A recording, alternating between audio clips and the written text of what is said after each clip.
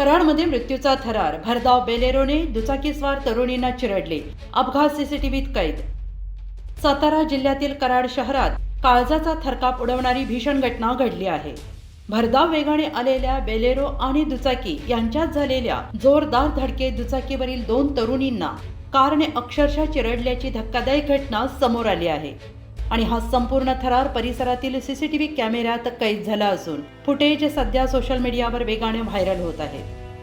CCTV फुटेजमध्ये स्पष्टपणे दिसतं आहे की रस्त्यावरून जाणाऱ्या दुचाकीला समोरून आलेल्या भरधाव बेलेरोने जोरदार धडक दिली. धडकेनंतर बेलेरोचा वेग एवढा प्रचंड होता की कार थेट दुचाकीस्वार तरुणींच्या अंगावरून गेली.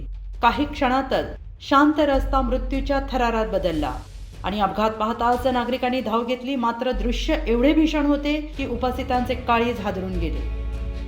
अपघातानंतर परिसरात एकच खळबळ उडाली असून पोलिसांनी घटनास्थळी धाव घेत तपास सुरू केला आहे.